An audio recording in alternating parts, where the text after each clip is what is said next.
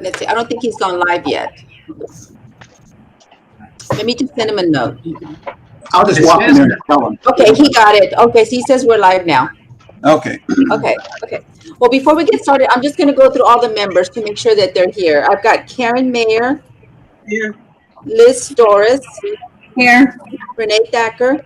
Yep. Joe Dominguez. Yep. Michael Moore. Yes. Michael Schultz. Yes. Myron Schroeder. Here. Carol Salinas. Here. And Dr. Bailey. Here. Okay, all right. Okay, so I don't know if you've got your agendas. The first order of business is for the commission to select a chair. So that's something that you do amongst yourselves. So if somebody wants to nominate someone. That looks like a good job for Dr. Bailey. No, it isn't. Somebody had to speak first. I would recommend somebody volunteer, actually. Okay, here comes Juanice Butler. Hold on, let's see. Let's bring her in. Hey, she's last, so let's make her the chair. There you go. I second that. Okay. Juanice, can you hear us? Okay, she's muted herself. Uh-oh, I heard I'm last. There she is. Oh, there you are. Hey, Juanita, You don't show up on time. nominated you. If you don't show up on time, you get elected. Okay, so was the motion to appoint, to designate Juanice as the chairperson? I second that motion. Okay. Whoa. Let's vote. That's what you get for coming in late. Yeah, welcome, Monique. Welcome. Okay, Juanice, so you're the chair. Okay? All right. Okay, well, before we go to, YouTube real quick. I want to make sure you can comment. okay, it's right there. I have it already. Are you able to comment though? Just like type good evening. See, it still says, Harvard Park. Refresh one more time. Okay, hold on. I'm doing the YouTube also. Okay, there you go now. Okay. Make sure it's muted. You click it, so you click it, and then right there. This right here. There you go. All right. And then just do it like that. Just type good evening or something. Okay, hold on. I'm doing something. See, it's different. Oh, just paper spray channel. It's not a problem. Hold on. Sorry. I just want to make sure you're able to. Now go back to City of Rice Pass. City of Rice Pass. I'll make sure you're able to communicate tonight. Right here, click here. And you should be able to chat now as a city secretary so they'll see you. Okay, got it. Sweet. Okay, thank you. Okay. Okay, well, before we go to remarks by Mr. Edwards, I wanted to inform all of the members that there's going to be a quick turnaround for this commission to submit their final report. The reason being is because the deadline for the council to submit any or propose any charter amendments to the voters is August the 17th. So the timeline after this meeting, the next meeting is going to be on July the 16th. And at that meeting, I believe that's a Thursday. And at that meeting, you all are going to review Articles 7 through 12.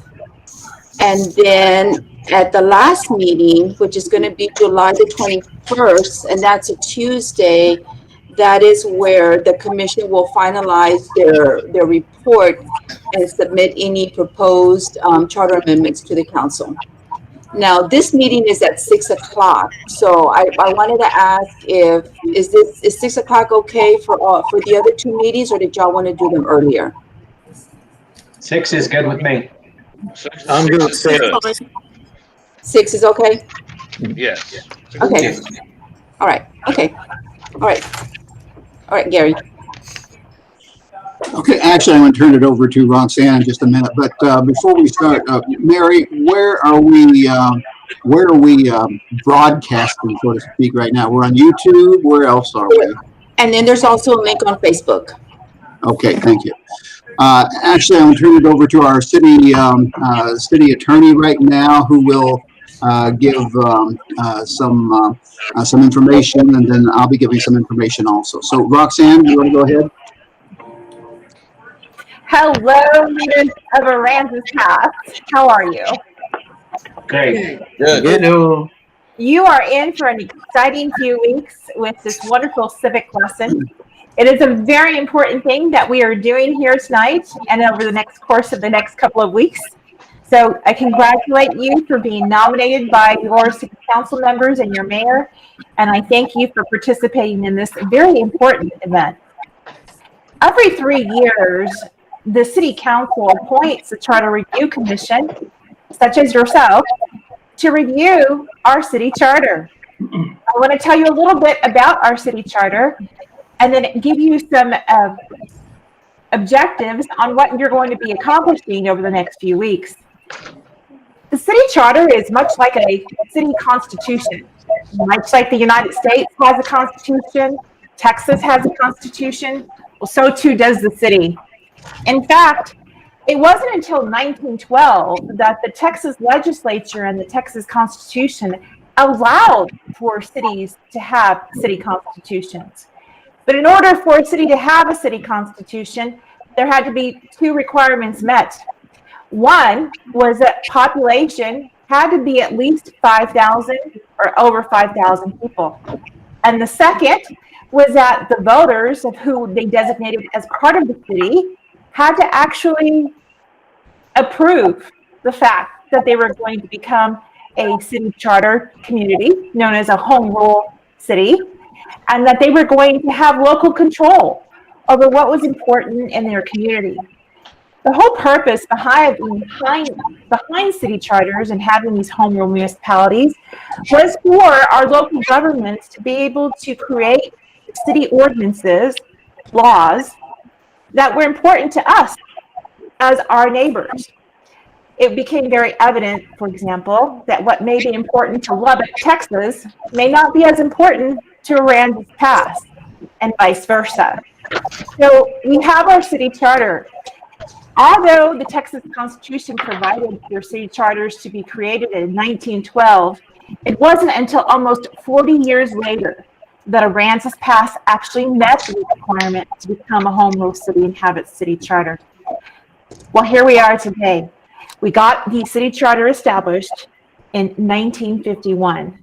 And so you're part of a very rare group of people who are about to do just what I'm about to explain. The city charter, because it is our city constitution, is required to be reviewed every 3 years, according to our city charter, to be able to make sure that our charter meets the needs of our community and to make any suggested or recommended amendments to it.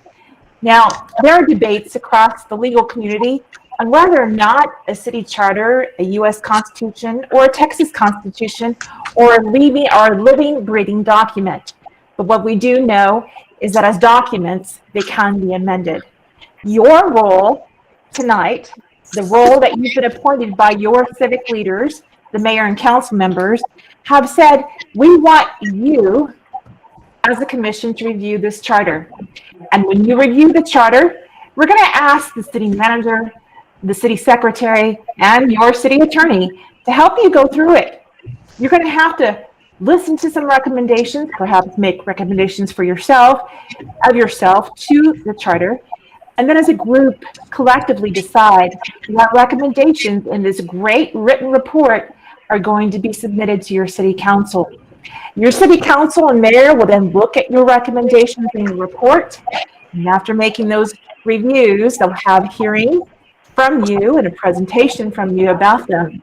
They'll then decide as a council which one of those recommendations, maybe one, maybe all, maybe none, will be presented to your voters. And your voters will be the ultimate deciders on whether or not the amendments to the charter are passed.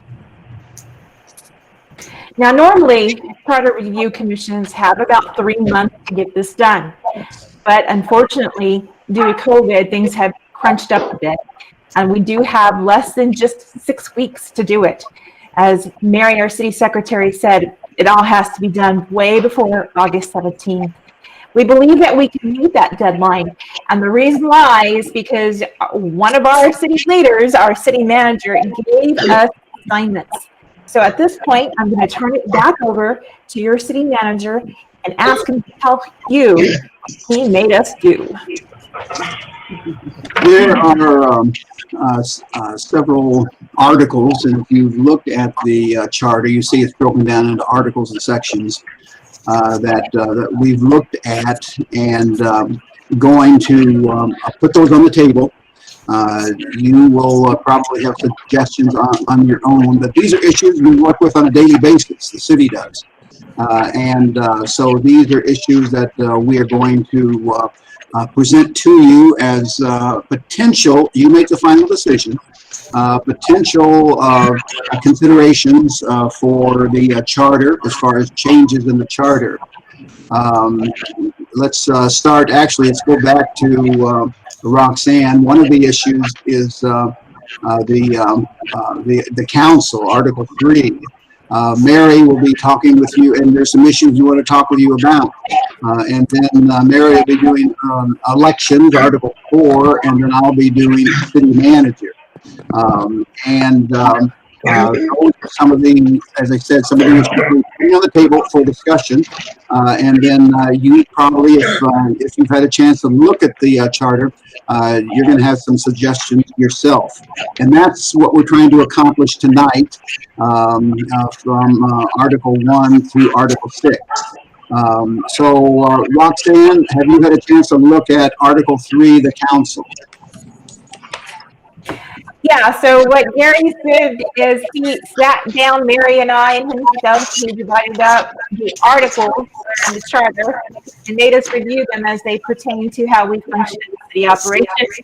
So good news is that your city manager, your city secretary, and your city attorney have worked very closely to make these recommendations to you. Now, if you look at your city charter, you'll see that the charter is divided into articles. They are Articles 1 through 12. Those are Roman numerals. And then under each article are sections. And there can be numerous sections within an article depending on which article we're looking at. Here's the good news. The good news is that Article 1 and Article 2 are fine just the way they are. Nothing needs to be done. And so 2/12 of what we need to accomplish has already been finished. Let's now move on to what we would call Article 3.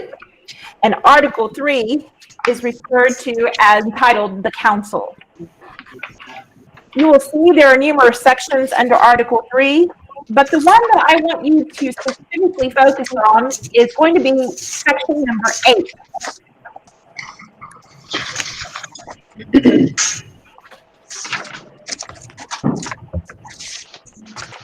Section number 8 is titled Prohibitions.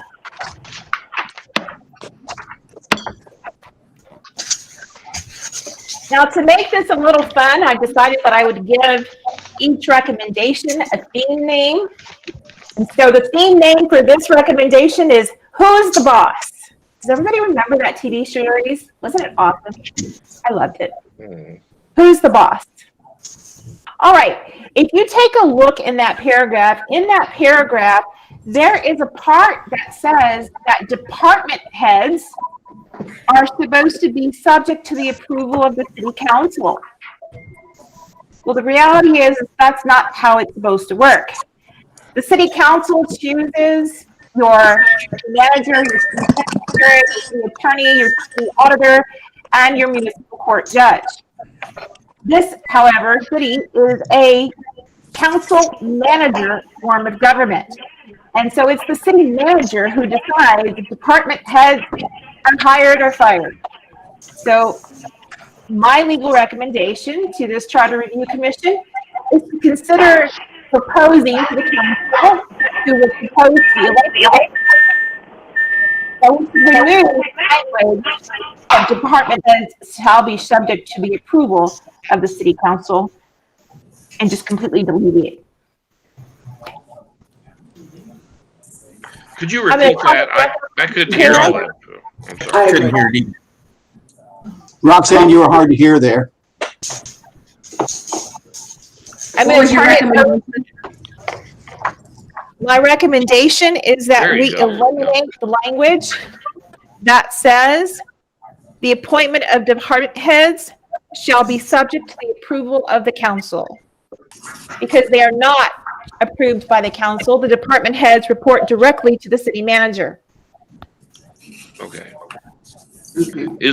I have to interrupt. Is there any particular reason why this is important? Yeah.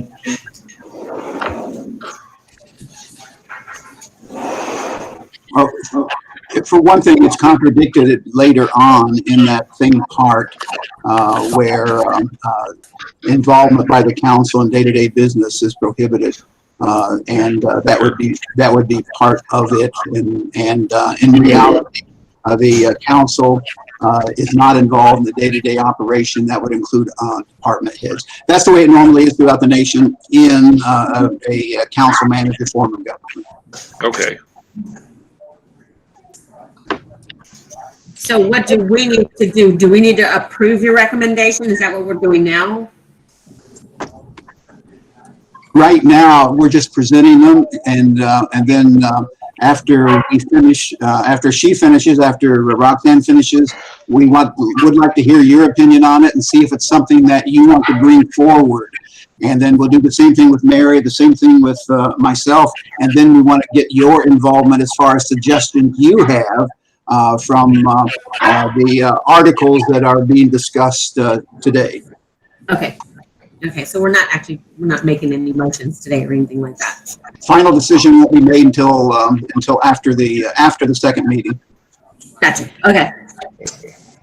I do recommend, though, if it's okay with the chairperson, the point, I can move on to the next recommendation. I'd like to know if the chairwoman would like us to talk about that point and answer any questions, or does she want me to continue to move forward? I think to expedite time here, that if we address the commissioner's questions as we go, so that way we know once we've discussed it, that's gone. One of the questions I have is, are all of the recommendations going to be formulated into one document that we could vote on at one time, or do you prefer that we vote on them section by section? Ms. Butler, you're the chair. That's a decision you get to make with your members.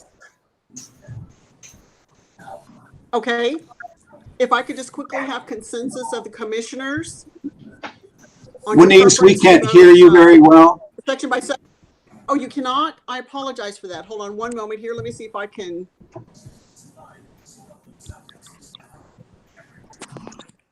Is the Denise, volume better? No, we still can't. I apologize.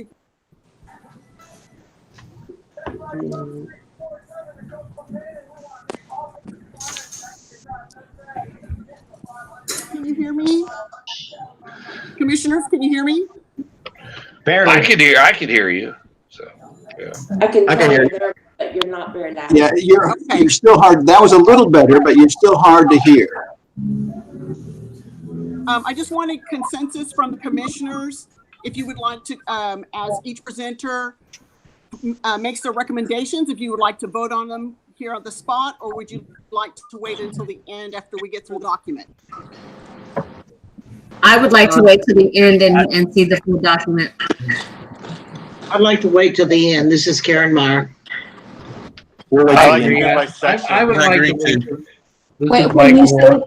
When you say I would like to wait till the end. Okay. when you say the end, do you mean at the end of this meeting, or do you mean at the very last meeting? At the very last meeting. That's not gonna work. Okay. The very last? Yes. Yeah. I'd rather do it by section. Okay. This is Renee. And Yes. this is Mike. I would agree with that. Do it by section. And I believe that the recommendations, okay, if we have them ahead of time, we can review them and go back and figure it out for each one of us. Then all of Roxanne's recommendations at the end of the evening, we can put that together and then do the vote at the end of the our term here. But each event, that we can go ahead and we can evaluate what the recommendations are and move forward from that point to the end with all the recommendations lined up, and we've all had a chance to think about each recommendation, whether to vote on it or not. Yeah, each My section feelings deserves on that. each section deserves its own time, and I think if you try to postpone it to the end, you're just going to make decisions that are clustered, which don't. No, I agree. Section by section. Okay. But at the end, you're going to do a vote anyway. Like Liz said, at the end, and when he said, each event, we do the evaluation, we know what the recommendations are, and when we get to the end, like Liz said, we vote on all the recommendations. So, That would be me. Michael, want to make sure I understand what you're saying. You're saying, and tell me if I'm wrong, but you're saying at the end of each meeting on suggestions that you make as a committee, that staff makes, then that's when you make a decision on it, then you vote on all of them at the end. Yeah. You do it in sections. Yes, each section is we do the recommendations on going forward. I just think there's more clarity in her recommendations for this segment than the next section and the next section, and we can all take that time and evaluate and go to the end and do the voting. But like you said, every day or every meeting, we'll have some clarity on those recommendations, and we don't get spaced out on a lot of different things. Or they don't get bunched up at the end too, that way.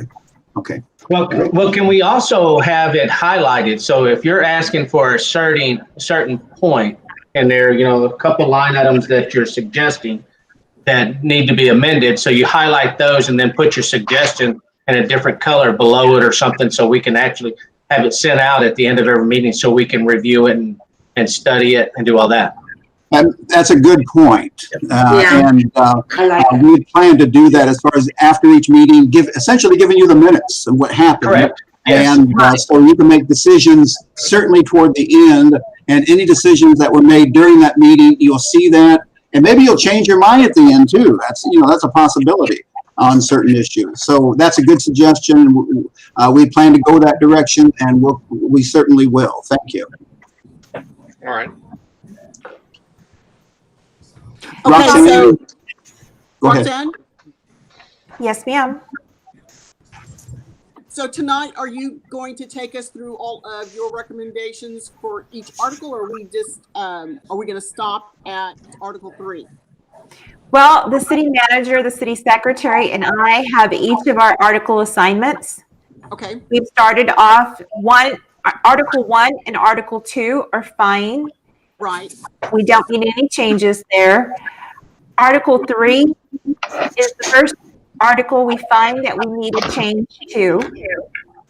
The change is under Section 8, and it talks about who the department heads.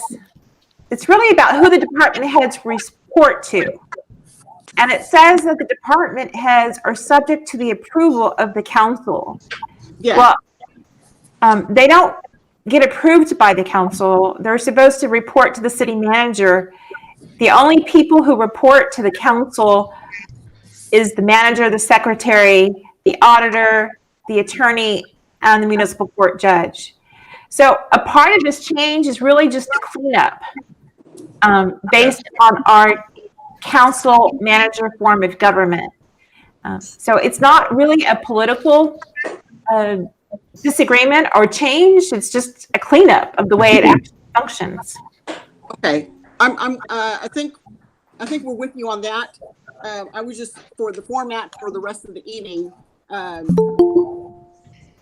While you have the floor, are you going to address other sections from a legal standpoint as the city attorney? So I will finish Article 3. Okay. And then we will go to Article 4. All right. And that's Mary's assignment. And then Article 5, and then Article 6, and then Article 7.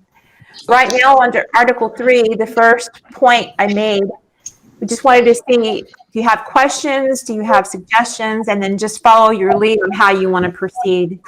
I'm sure all of this would have been a lot easier to do in person because we would have PowerPoints and slides for you. We just don't have that now, so I'm sorry. Well, I have a question. I'm still confused for a second. This suggests that the council would approve the department heads. Now, are you saying that that will no longer be the case? That would be done by the city manager alone? No, or not? it's not approved by the department heads, by the council right now. Department heads are not approved by the council. We're trying to clean it up and make it the way it is and the way it normally is in a council manager form of government. The way it is right now is the city manager names the department heads with the exceptions that Roxanne just referred to. And in the flow chart we have, that's been in place for many, many years. But now we're trying to clean that up. I think what happened, Dr. Bailey, is because this document was initially created in 1939, as charter review commissions continued to review, they were adding other very important things, and something simple like this just didn't get caught. So this is one of those technical things that should have been caught. Then let's fix it. Okay. Do any other commissioners have questions on this item regarding department heads being hired by the city manager versus appointed by council? I can't hear you.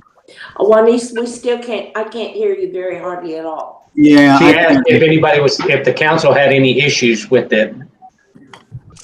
Oh, well, no, it's the way it's being, this is Gary, the way it's being suggested is the way it's done right now. I mean, we've been doing that for years. No, there is no issue with the council on this.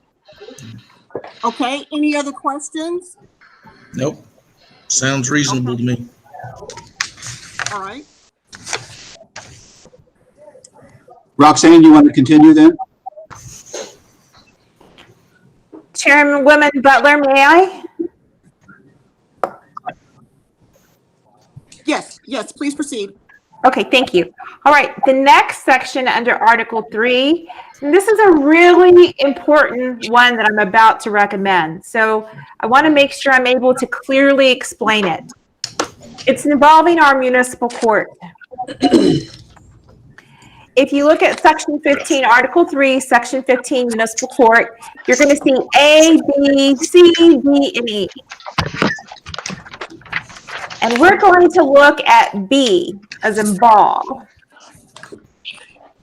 And one of the first things it says is that the judge has to be a qualified voter and a resident of the city. Well, state law has qualifications on what you have to be qualified to be a judge. What I want to focus in on with you right now is the requirement that the judge has to be a resident of the city. Because the charter requires residency, it is limiting not only who we can hire as a municipal court judge, but also who we can hire as alternate municipal court judges. If something was to happen to our main judge, we don't have any alternate judges right now. We've tried, but we can't find qualified people that meet the qualifications to serve as alternate judge because they don't live in the city of Aransas Pass. That sounds horrible to say. I don't mean it in a bad way. It just narrows your pool. Now, I will tell you that the city secretary and the city attorney do not reside in the city of Aransas Pass, but we love it just as much as you. And we do know that the city manager is required to reside in the city. I also know that just a few years ago, in 2006, the city attorney had to live in the city, but it was changed by the voters. And I think it was because Alan Lawrence, your previous city attorney, I think when he was wanting to move out to his ranch, right? Maybe some of you all remember that. Yeah. Yes. So city manager still required to live there. city secretary, thank God, or we wouldn't have Mary because she lives in Purpose. And I live in San Antonio. I'm going to make my way back home one of these days. So do you want your municipal court judge to also reside in the city of Aransas Pass? And if you do, just keep in mind that it sort of narrows the pool of who's eligible to apply.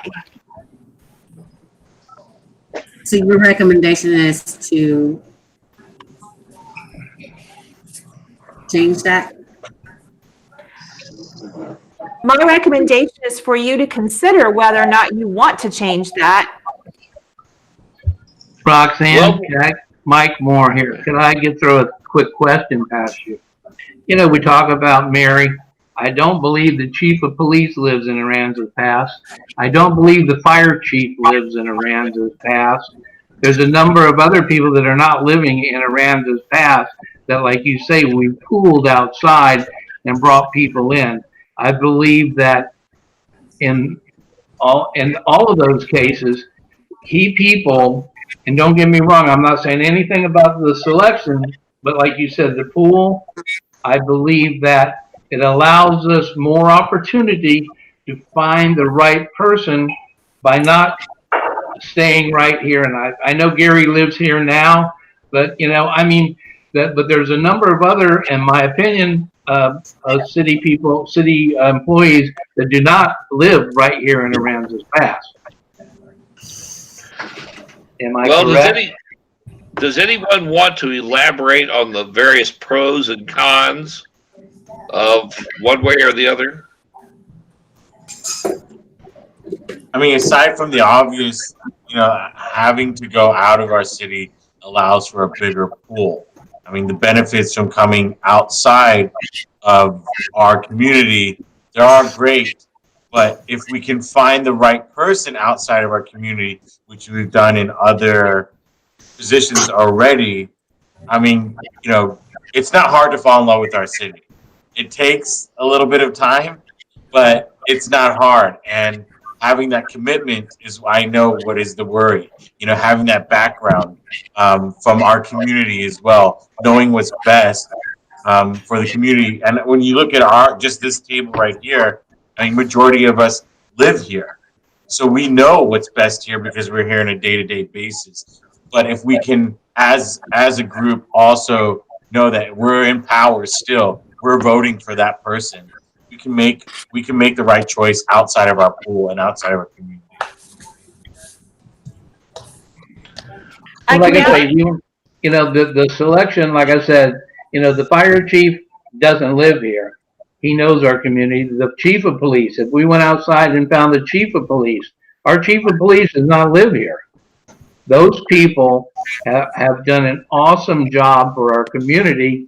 And had we had to stay at a certain point and not be able to move to look a little bit outside, and I'm not saying we have to run outside every time, but I also say that just opens it up. And I believe that you know, whether you lock it into the city or not, if the right person's here, Renee, I think that the right person, like you said, is going to be selected. But I believe it shouldn't be locked in to this, and for us to say, okay, well, we've got to find someone from the city that lives here in the city. To me, I think that as a city grows, we need people with open minds that think differently and work differently to make our city go forward and grow. So I think you're just locking yourself in. Roxanne, what do you recommend the statement should read? How it should read? I have a suggestion. The qualification. I have a suggestion, and this seems to me something that you may want to put up to the voters of Aransas Pass to decide whether they think that the judge should be a resident of the city. Because some people may feel strongly that the judge should. I can see where the police and fire chiefs and so forth might not be necessarily residents, but the judge might be a little different story. This might be something we would want to submit to the voters. I agree with you 100%. I just don't know how we should write it. And that's Roxanne to tell us how to do that. This is Liz. Isn't that what we're doing here? What we're making Yes. making recommendations to, this is all going to be put, these changes that we do, this, everybody has to vote on it, right? Correct. Yeah, so even though we make a recommendation, well, we do the recommendation, it's still going to be on the ballot, and the people still have to vote on it. Right. Right. What are the requirements for the alternate judge? The requirements for the alternate judge are the same requirements to serve as the judge. So the alternate judge also has to reside in the city. Now, I will tell you, based on my 24 years of experience, you oftentimes see these residency requirements in much larger cities, like metropolitan-sized cities, Austin, San Antonio, Houston. And they have a bigger pool. Because they have a bigger pool, correct. The city manager is almost always, in almost any size of jurisdiction, required to live in the city because they want the city manager to lead, to hear, breathe, and see what happens in that city. 15 minutes. I will tell you that for a judge, it's important for a judge to be fair and not be an advocate, but be fair in the preservation of justice. So it's probably less important for the judge to be a resident than it would be for, like, the city manager. I have one comment on that same section, and it's basically the term qualified voter. When reading that, to me, it just sounded like, well, you just have to be a registered voter, and you can become a judge. I think that qualified means that they need to be technically qualified to be a judge, such as being a lawyer. Is that correct? Or does this just mean that anybody in the city can be a lawyer, be a judge and just be a registered voter? So very good question. If you look at B, you will see that one of the last sentences of B states that they shall meet all qualifications for the position that is set forth here in the paragraph, right? And also mandated by state law. So it covers your first point that they have to still meet state law, but qualified voter would be need to be clarified whether or not it's a qualified voter of the city or a qualified voter of the state. If you change it, so you're okay, I got you. Makes sense. So basically, we'd have to correct both of those or change both of those. Yes, sir. Roxanne, we couldn't have a different residency requirement for the alternate judge than we do? Yes, you could. For instance, that the judge would be a resident of this jurisdiction, but the alternate judge would not be required to be a resident of Aransas Pass. Yes, ma'am. You could have that as proposed language. Well, that would appear to be the ideal fix for this problem. What she just mentioned. Hey, would somebody repeat that? Because I could not hear what the suggestion was. Agreed. That basically you would have one of the judges have to be a resident and the other one would not have to be. Keep this in mind, and that's a good idea, but keep this in mind. We had a situation recently where there was going to be an anticipated absence, and we thought we had a alternate judge, and the residency issue prevented that person from being an alternate judge. And we had nobody else. So keep that in mind. It happens on both positions, the judge and alternate judge. It's a good suggestion, but just keep that in mind also.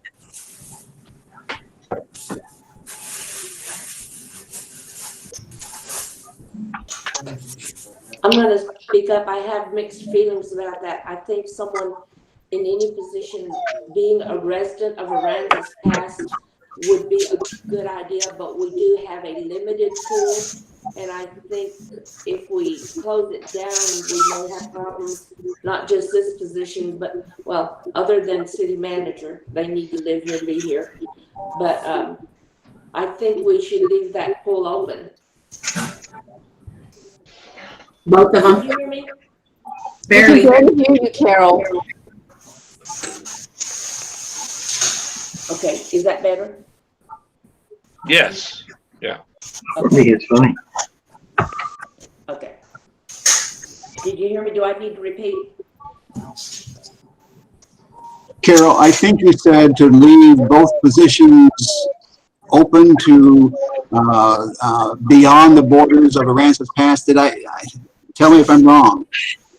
That's correct. I don't know. Okay. Okay. Okay.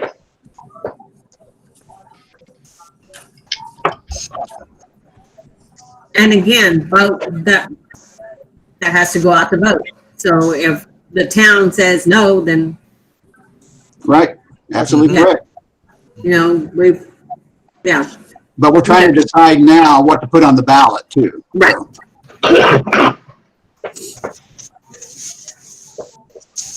What do we do it until like the population? Can we do it to like if the population gets to a certain point, then and then only we can do community-based judges? Renee did not hear you. Is there a way we can just put like based on population, then and then only we do community-based judges? Oh, okay. Until we get You'd to a have to- certain size. I don't see You'd why have- we should. Yeah, but you'd have to do that based on speculation and growth and, I mean, you know, the plan would have to be, because those numbers, and how many can we put in our community? And if we're talking about changing the number to say 12,000 population, okay? I think that the time and the period and whatever way you're going with that, to do it based on what the growth is, and you can do that, but you got to really be sure on what the growth is going to be and what you're looking at, you know, in order to make that evolve the proper way. So that's just my opinion. I think, in my opinion, if we're going to do it, let's, you know, like they said, it doesn't matter anyway. If we put it in there and all this has to be approved by the council, then it goes on the ballot. So it's not just us making this decision or these recommendations. It's going to go before the council. Then if it's approved by the council, then it goes on the ballot. So, you know, there's a couple other options out there. Yes. Why don't we do this if everyone's in, Wenise, if you're okay with this, Madam Chairperson, if we could, as we go through these issues, we will hear each one. It's going kind of slow right now, and it's good to have the discussion. But why don't we go through each point, and then, Wenise, if you're okay with it, then at the end of this meeting, decide what to take to the next meeting for consideration, because the final vote won't come until after the second meeting. But in order to move forward, if we could look at each issue at the end of this meeting and say, okay, on the issue of residency, for example, do we want to move it forward at this stage or not? And just get the feel from a majority of you on each of these issues. If you're okay with that, Wenise, if that is okay with you and the body of membership. That's Okay, fine I just with lost me, the last so, part of what you were saying. yeah. Wenise, Could someone tell me when he said? I could. She didn't hear the She last couldn't hear part. you. of what you said.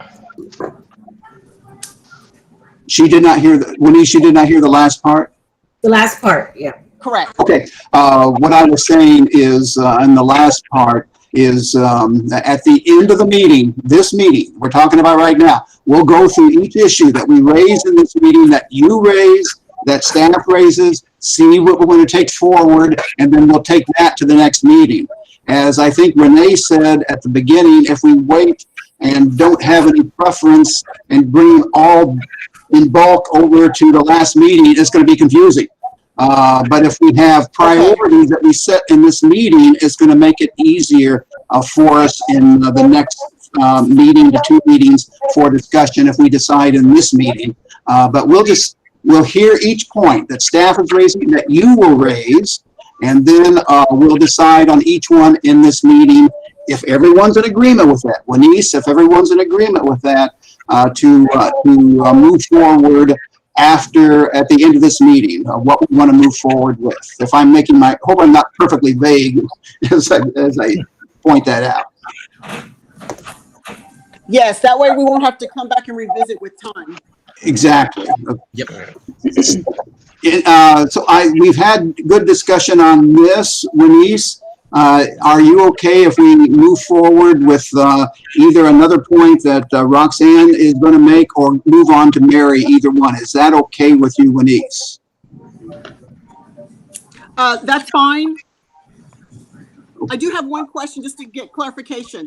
As we go through potential amendments, are they going to be presented for the voters one by one, so that when they vote, voters have a selection, they could either agree with the recommended amendment or not, or is it going to be one fell swoop that the voters are either approving them all or disapproving them all? No, each amendment would be its own amendment. Okay. Okay. I just want to get that clarification. All right. Okay. So State law just requires that each amendment be the same subject matter. So you can have 2 amendments in one paragraph, but it's the same subject matter. Yeah. Okay. And it's an all or nothing approval. It's either approve or disapprove.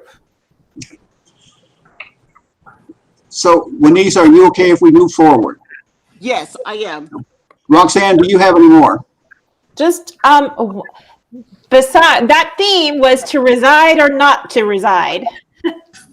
Yes. Yes. So, Good way to make it concise. Good. yes. So the first one was who's the boss? And the second one was to reside or not reside. I'd be curious after the meeting if anyone knows how the election went when they said the city attorney didn't have to live there anymore. I'd be real interested about what happened with that. So maybe we can. Karen might know. Karen, do you remember? No, I don't. Well, I was getting ready to make a suggestion that we put that back in. I think that's a great idea, Dr. Bailey.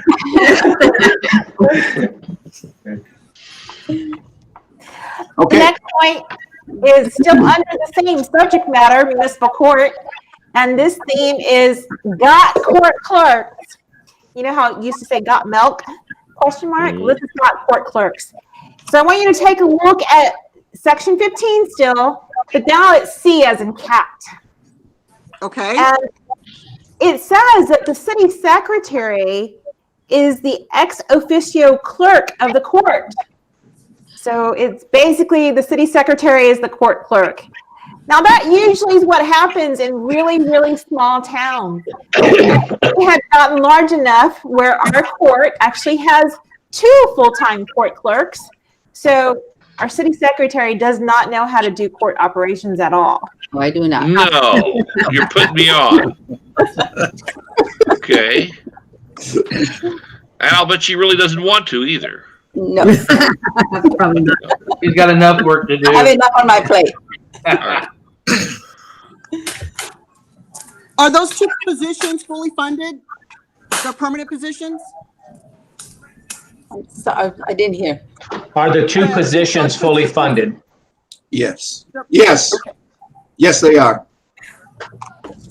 They're both fully funded, and we're working on budget right now, and they will be fully funded in the upcoming budget, unless COVID does us all in. We could just recommend that C be removed altogether.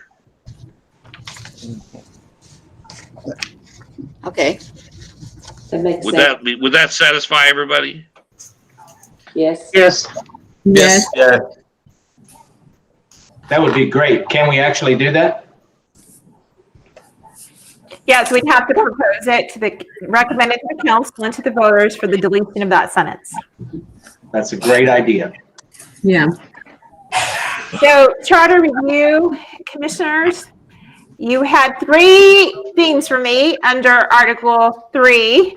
You had who's the boss, to reside or not to reside, and got court clerks. So now my section of the article is done. My article's done. I'm going to switch it back over to Gary to tell us who's your next assignment, Gary. Mary, I think you have a couple of items. I have just one item, but I think you have a couple of items you want to go over. Yes, I just have one item under Article 4, elections. Elections has 5 sections. So if you go to Section 2, and the subject is filing as a candidate. If you look at the second sentence, and I'll go ahead and read it, it says that it shall be the duty of the city secretary to check each candidate's qualifications as they relate to the payment of bills, accounts, and taxes due the city before certifying his or her name to appear on the ballot. And should an application be found disqualified, the city secretary shall immediately notify the applicant and the mayor by registered letter of the nature of the disqualification. And I don't know what year, that this was years ago, Roxanne may know, that the court ruled that to disqualify a candidate for owing taxes or water bills or whatever to be unconstitutional. So, and it can't, you can't enforce it. So, I mean, and we haven't been enforcing it because it's unconstitutional and it's inconsistent with law. So staff recommends that we remove that section. And that's the only, I recommend we remove it. Let's just get it going. Let's remove it. Who's that? And let me That was Renee. Oh, Renee, okay. Yes. If I can just help emphasize what Mary's saying. I have to tell you, my personal views on this are entirely different. I don't think you should be a leader if you haven't paid your dues. But I will tell you that the United States Supreme Court, back when they heard the case, actually said, it's unconstitutional. And the reason why is because they said if you mandate that people pay their bills, you're disqualifying the poor from being able to run for office. The ultimate decision should be made up to the voter. And that's what the U.S. Supreme Court said. Personal view may be different, but that's the law in case law.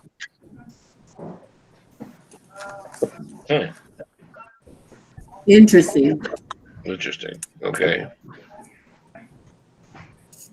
So Mary, you're suggesting we just take that out? Yes, sir. I guess we have no choice in the matter.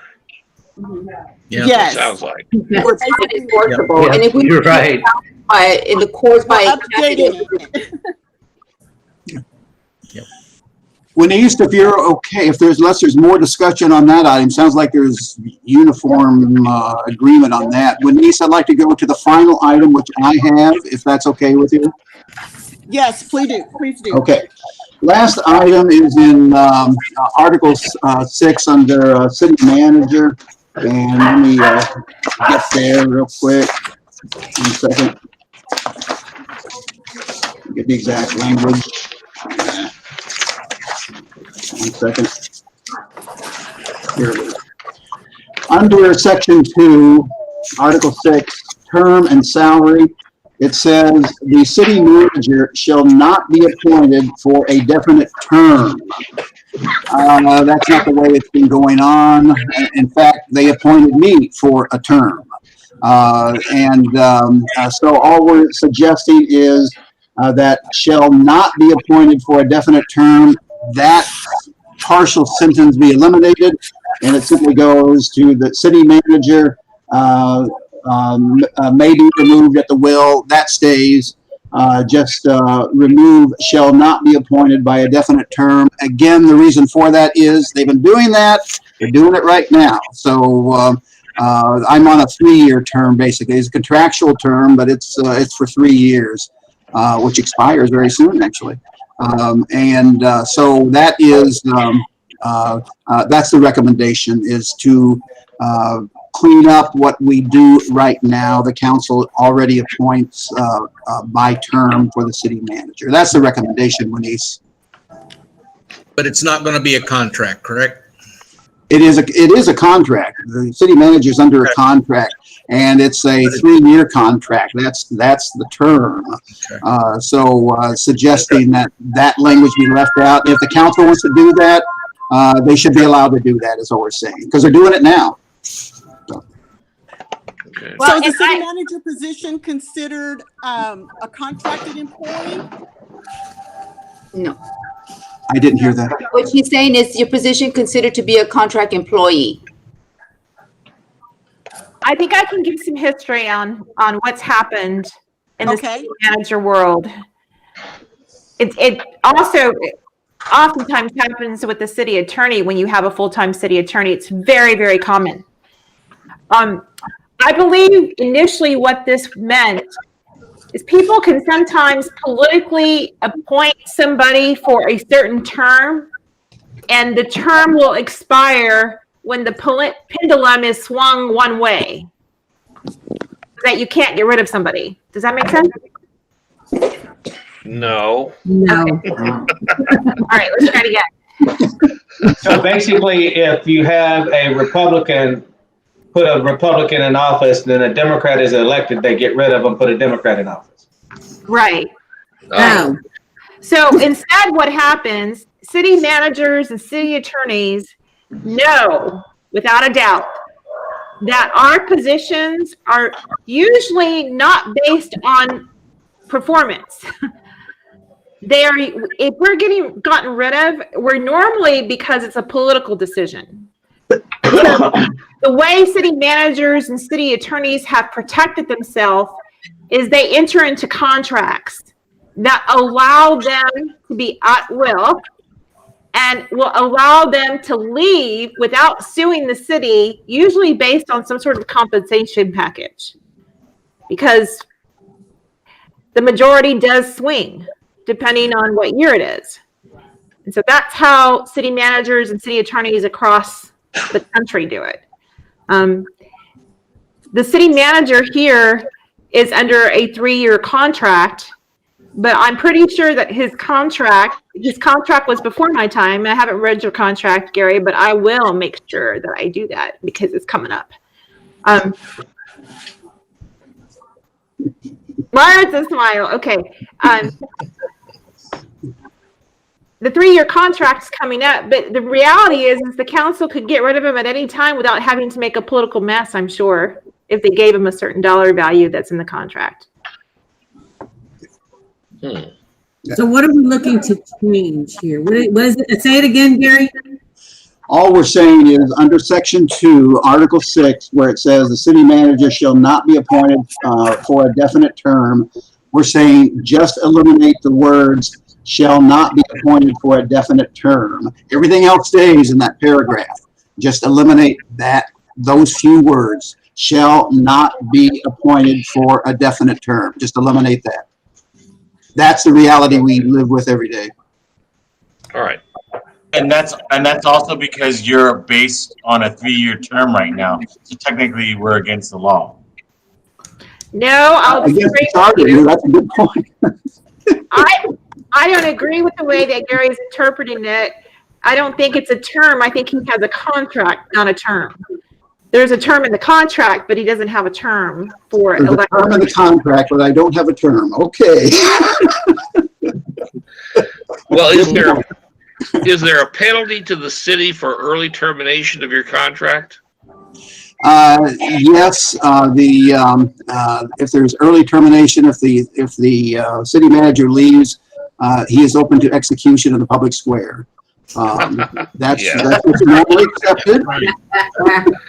There is not. If there is not, it makes it kind of irrelevant. That's a good question, actually. It makes it kind of irrelevant because if I wanted to leave or they wanted to get rid of me, there's nothing to stop that. So. Okay. Yeah, but Gary's one of those rare ones who never takes a pay raise either. So it's normal for city managers to have that compensation leave. We can extend terms right now. While we've got Ray, did you say something? Didn't hear you. Yeah, is there a way to extend your terms right now while we've got you on the hook? That would be up to the council in the upcoming discussions. Get on the council. Basically, this is going to read, the city manager shall be appointed for a definite term. Is that correct? No, the city manager, just leave it out, is what the suggestion is. The city manager may be removed at the will, et cetera, et cetera. Oh, okay. Just leave that section out. Oh, it won't even say anything about appointing or Well, removing? No. Okay. Well, just for my information, what is the typical term of a city manager contract? There is no, there should not be any term because they can eliminate me at any will. At any time. I can leave at any time. When they put that in there, I've worked in a few cities, and when they put that in there, I said, that's unusual. I never had that occur. And they can do that. But it's kind of irrelevant as for reasons I've already talked about. They can fire me, I can leave.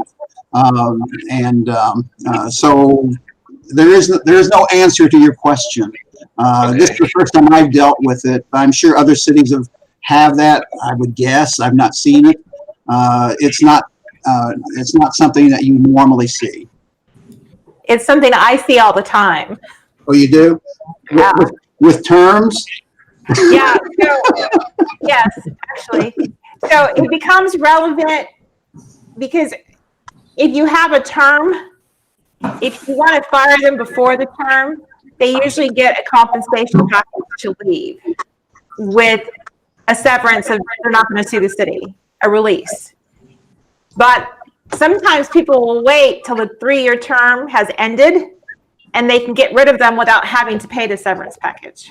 But if for your information, folks, if there is no reference to time in there, there's always in a city manager, always, most of the time, what I'm familiar with, there is language. If I am fired for political reasons, and it's not related to the efficiency of the work, then would be eligible for any compensation. It can't be it should not be in any way. In the language, it should not be a wide open door. You walk tomorrow, you get a package. No, it doesn't work that way. There has to be a certain reason to that you are leaving or you are being fired. More precisely, you are being fired. There has to be a specific reason for that, and that's written out and agreed to in that contract. There doesn't have to be a term to that. That happens anytime you're fired or not when you leave. If you leave on your own, you're on your own. But if you're fired, there has to be specific reasons. There's no time limit tied to that. So we're kind of beating a dead horse, but it's a good point of discussion anyway. So you have a 3-year term contract. At the end of that, do they have to renew it or does it automatically extend? Every year, that's another good question. Every year, I meet with the council, I'm evaluated by the council, and they renew for another year. So we're doing it that way right now.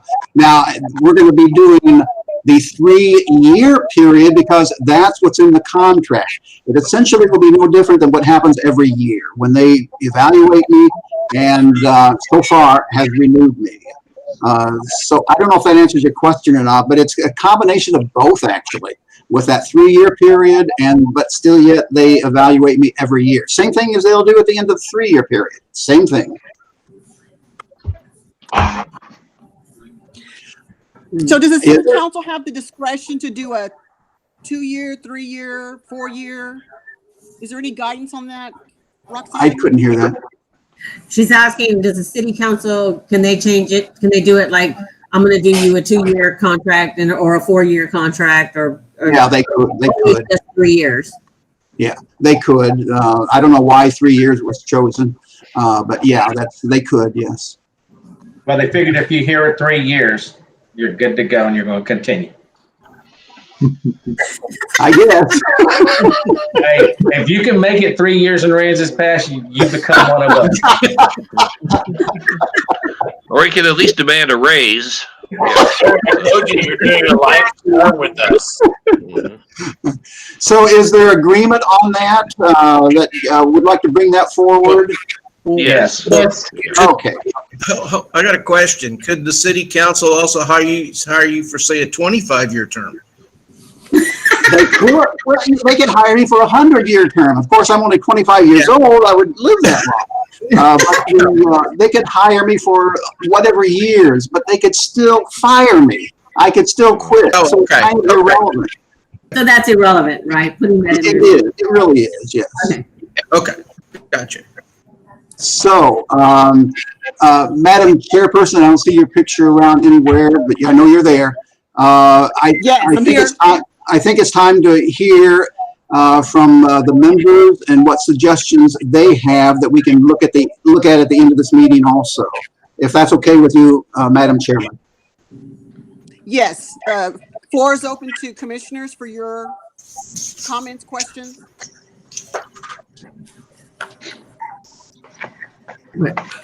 Here, everybody went quiet.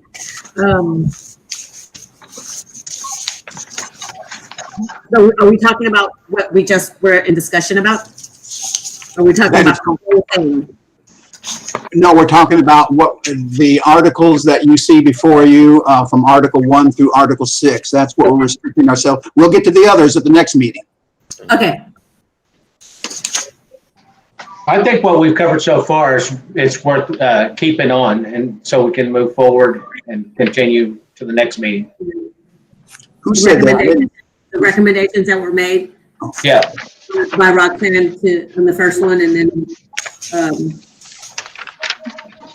Mary to delete that whole section.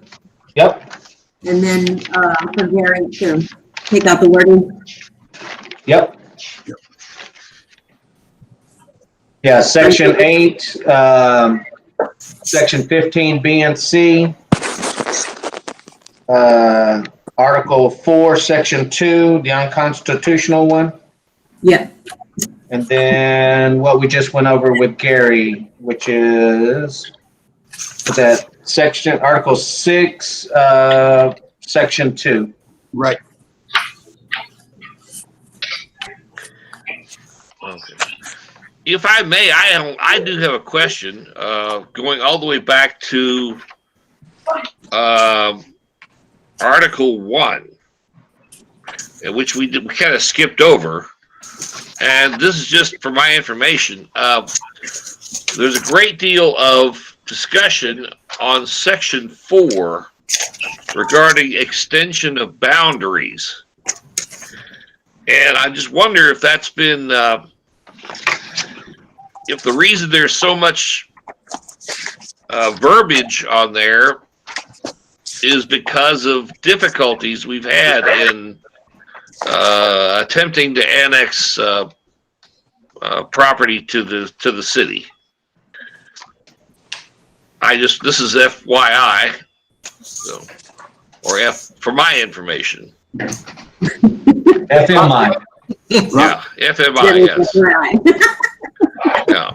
Roxanne, you want to add to that, or do you want me to go? I don't have a problem with the verbiage. I just wondered why there is an awful lot in here about attempting the annexation. Yes, the different types of annexation and different ways in which you can annex property. Yeah. You know, Sounds like properties that, you know, have more than 3 people that can vote and less than 3 people that can vote and all that. Well, it sounds like we may have had some difficulties in attempting to annex property.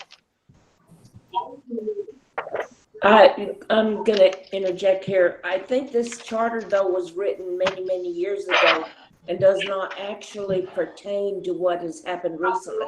Am I correct? That's right. You're right, Karen. Okay. Roxanne, anything to say on that, Roxanne, as far as explaining why the excessive verbiage? I think I'm trying to understand Dr. Bailey's question, and I was having a hard time hearing. Oh, I'm sorry. It just seems like there's an awful lot in there. It seems like annexation seems to be a rather complicated process, and I'm just wondering if that's due to recent events, or have they made recent changes on that, or is that old language, or what? So annexation in the last legislative session was changed. Mm-hmm. You're probably very familiar with that, sir. No, I'm not actually. So There is quite a bit of controversy at the state level regarding whether or not cities can extend their boundaries or not. I had heard some, yes. Okay. So it goes, I expect that the next legislative session, there will also be changes again involving annexation. The lengthiness of what you see in section 4 was actually adopted in the year 1986. Wow. And okay. that year is when annexation changed dramatically, and there was different types of annexation available. There's nothing that I can see right now that's been in the language that would change anything. In fact, I think it's probably better to leave it in there, because I think the new legislative session coming up in January, there might be additional changes. Regardless of what happens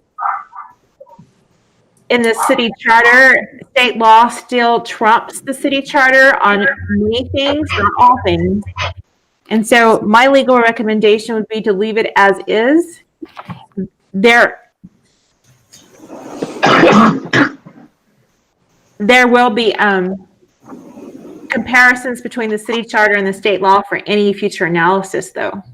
Do you anticipate that we're going to have to make some changes on that particular area? I think that annexation has been an extremely controversial subject at the state level, and even more recently at the state level.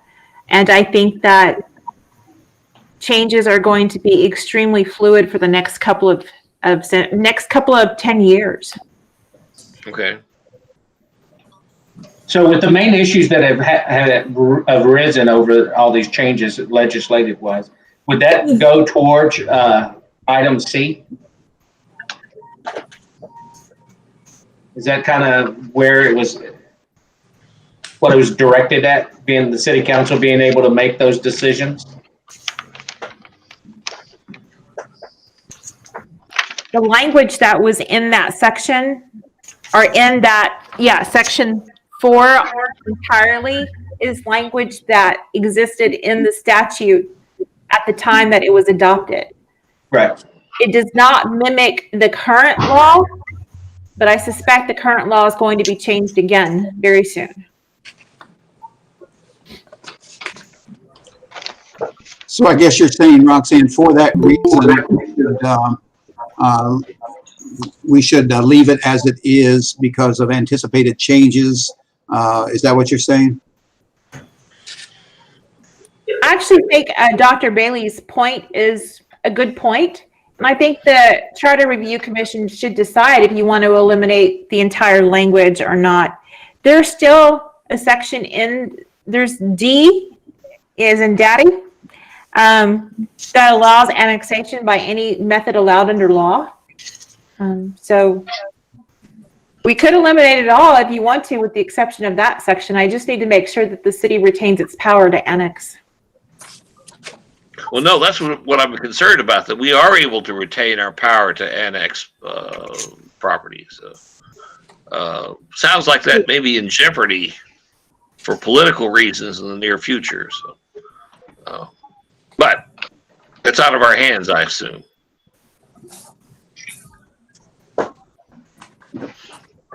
So, are there, Chairwoman Lanisa, are there, if it's okay with you, are there suggestions from the committee?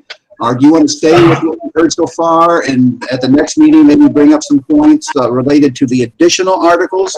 Or do you want to bring up points in this meeting related to Article 1 through 6? Which direction do you want to go? If I may ask that, Chairwoman Lanise. I think at this point, it sounds like the items that were presented by the three of you, we have consensus, except I'm not sure about the residency issue. In addition to that, I don't know if commissioners have had a chance to review all of the articles for any additional questions or concerns at this time. But if we could have consensus and finalize what we have discussed that were presented. Okay. It's hard to hear you, but I think what you're saying, tell me if I'm wrong, but what I think you're saying is you want to see, as we were saying earlier, you want to see the minutes from these points that we're raising. We will get that to you. That's our plan, is to get that to you, of the points that are being made. No decisions will be made tonight, but you've said, yeah, let's bring these forward for consideration for final approval, possibly. But you need to know more about it. We will get that to you as far as language and language came out of this meeting. Am I on target with that, Wenise, or not? I'm looking at your picture. The reason I'm looking at the screen right there. Yes, I actually lost connection a few minutes ago, and my audio is kind of spotty. So I'm getting some feedback noise as well. I don't know if anybody else is having that problem. No. On the audio? Can you hear me okay? Yes, we can finally hear you. Yes. Yes. And I'm not having problems with anyone else's audio or video except Juanice. Just now we can see your picture, but you are very faint, can barely hear you. We could barely hear you, Carol. Yeah, you've gone down, Carol, too. Okay, Maybe it's fading away. The whole Google Hangouts fading away. Chairwoman Butler, if it's okay with you, then we will get you the minutes with what we've talked about tonight. Unless we hear some additional points that you want to make in this meeting, that will allow you to, if you wish, to bring these forward in addition to what we talk about from after Article 6 at the next meeting. We'll combine what we talk about in the next meeting with what comes out of tonight's meeting. We'll send you minutes so you have time to review that, look it over, research those items, and you may have, you came through clearly there. Or you may have, membership may have additional thoughts also, which is fine. But in order to get us moving forward, continue moving forward, then we'll get you those minutes, and then we'll continue with the next meeting with the additional articles, or maybe there's something we missed in this particular meeting. If that's okay with you, Chairman Butler. Okay. I think there's one more, though. I think Dr. Bailey wants me to move back to Aransas Pass, right, Doctor? Actually, that was me who said that. I don't even know where you live. Roxanne, it was Mike Schultz who said that. Where? It was Mike Schultz that said that, Roxanne. Mike Schultz. Yeah. Oh. I don't know. Where do you live, Roxanne? She has a place. She has a place at both of my hotels at any time to make the requirement.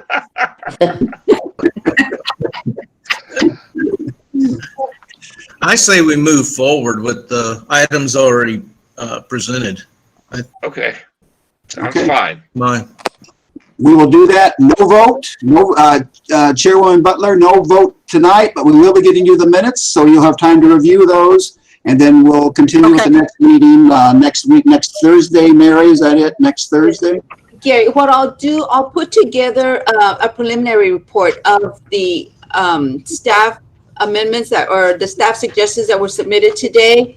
I'll put that together and I'll send it with the agenda that I'm sending out for next week's meeting. Okay. So I'll attach those. Okay. Okay. Okay. Okay. Yep, sounds good. Sounds good. Thank you very much. Thank you. Chairman Butler, I think that's it. You want to end the meeting, Chairman Butler? Is there anything else for the general good for tonight? Anyone have No. any other I have none. comments, No. questions? And for the record, there was no comments from the public. Oh, okay. Thank you. All right. I'll make a motion to adjourn. Adjourn the meeting. There, that's what I was waiting for. Good. Okay. All right. Second. Thank you Good guys. night, everybody. Good night. Good night. Thank you so much, Good night. everyone. Thank you very much. Take care.